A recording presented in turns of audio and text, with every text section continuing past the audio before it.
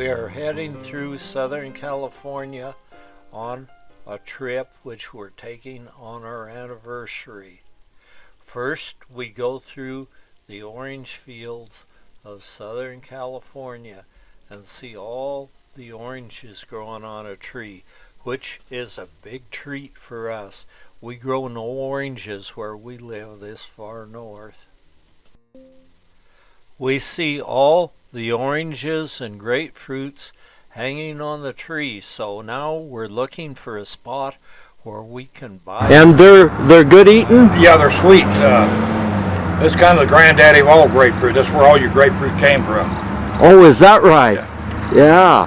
Well, this great. is called a Chandler here. This is a pink meated one. And actually the original one is kind of pear-shaped, and they get real big too. They're kind of yellow meated, and this comes from it, actually. Oh, yeah.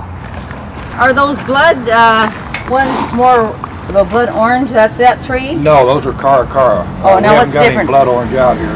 Oh, that's a Caracara. Yeah. Now is that the same as this one? No. No, it's different. No, that's got they call that the red native. This got a reddish. When the shotgun roars, then... Can I go get my gun and hold on it while you do it?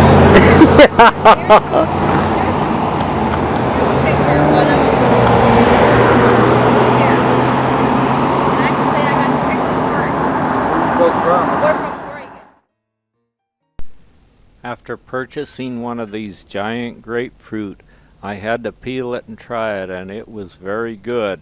Now we're on our way to Giant Sequoia National Park.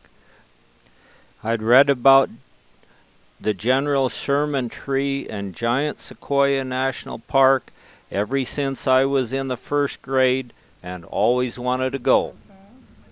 Good, how you doing? Okay, you folks are from Oregon, right? Yep. I know you have chains in your vehicle. Oh, definitely we do. See? It's the folks from Oregon, they always got chains. Yeah. I could hardly wait, but now we're on our way, winding up a narrow little Park Service road to the giant General Sherman Tree. I've wanted to go here almost a lifetime, and I'm fulfilling this dream right now. What an experience. A few deer walk across the road in front of us. They've migrated down from the high country because the high country is snowed in, and we're climbing rapidly up the west slope of the Sierras, and every inch we climb we find more snow. At this point we have to chain up, but I'm determined to do it and see this giant General Sherman tree, the largest living thing on earth, and I've waited 60 years to see it.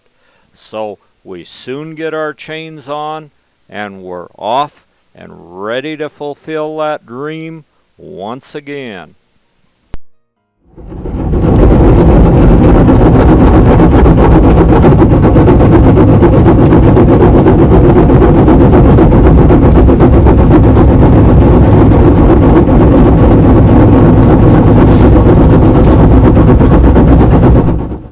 The chains hammer and rattle, making sort of a music as we head on up into the giant forest.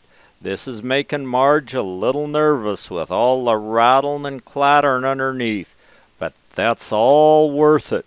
I'd go if I had to crawl.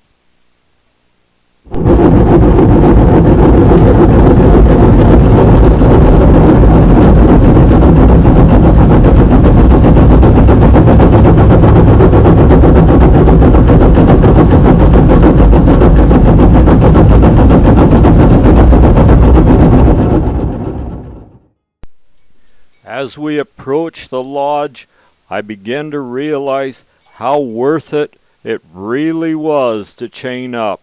I'm seeing trees like I've never seen before, some real giants. Some icicles hang from the lodge in this giant forest on the west slope of the High Sierra Mountains.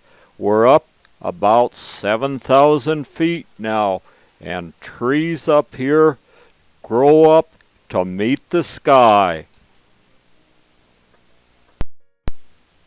We meet a coyote up here. His name was Merle.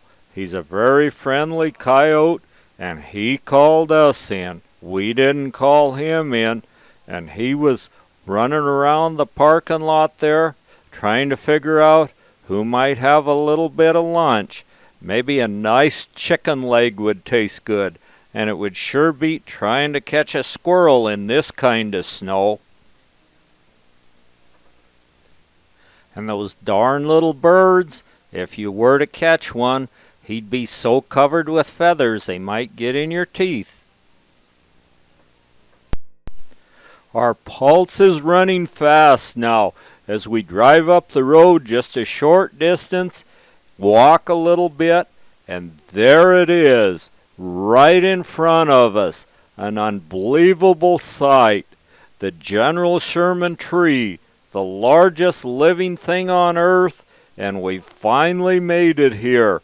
Marge is going to go over and have her picture taken.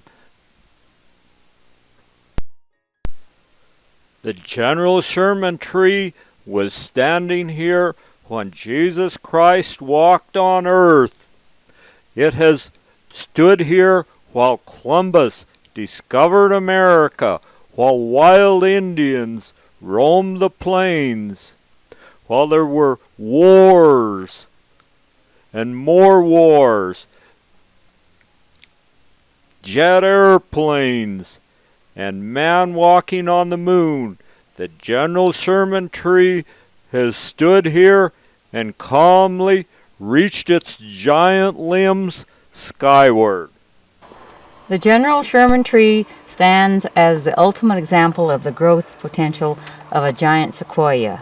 Other types of trees are taller or thicker at the base, but no other living thing on this planet exceeds the volume of this giant sequoia. The General Sherman tree owes its immense size not to great age, many other sequoias are older, but rather to its very rapid growth rate. For over 2,000 years, this tree has survived numerous fires, climatic change, and even the coming of modern man.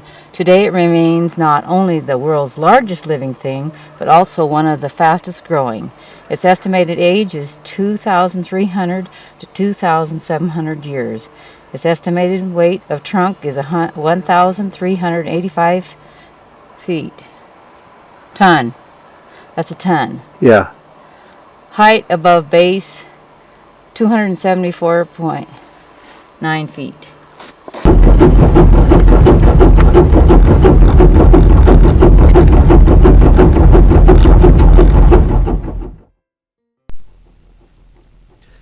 And now it's time to rattle back down through the giant sequoia forest, across a little bit of packed snow on the road, and pretty soon we'll be down below the snow line, and we'll find us a place to camp when we get down there.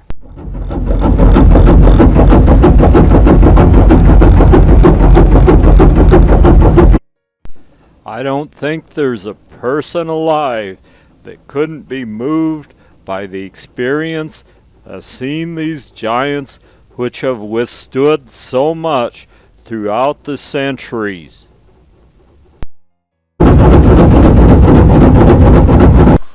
Some more deer proudly sneak down below us.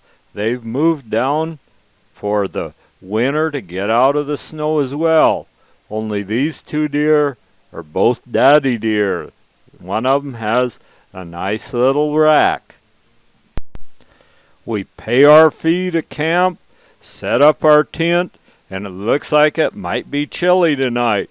So we dig out the old buffalo robe. We'll crawl under it tonight. It looks like a good night to do it.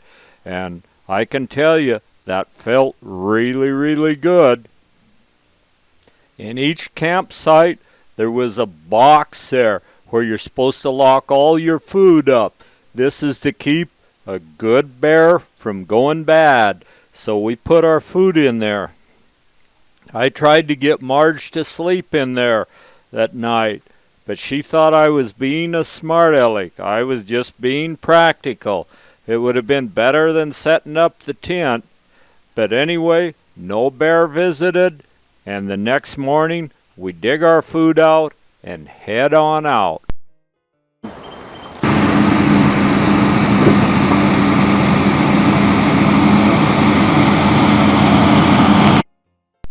It'll take us about 3/4 of the day to get to Death Valley, but that's another very unusual spot out in the desert, a whole contrast to where we've been.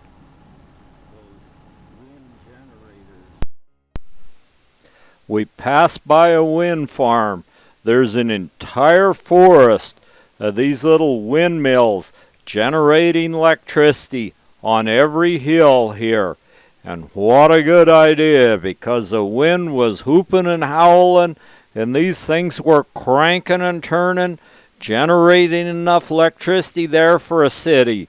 I don't know where that goes, but it looks to me like there's enough to light all of Los Angeles right here on one hillside. The plastic people of Hollywood may not know where all this electricity's coming from. All they know is when they switch on a switch, it comes on with a bright light, and here's probably where a lot of it comes from. And we're back in the part of the world that I relate to. As we head on toward Death Valley, there's some very unusual and beautiful landforms here. Mother Nature sculptured these just so we don't get bored on our trip to Death Valley. We even see people alongside the road painting these scenes.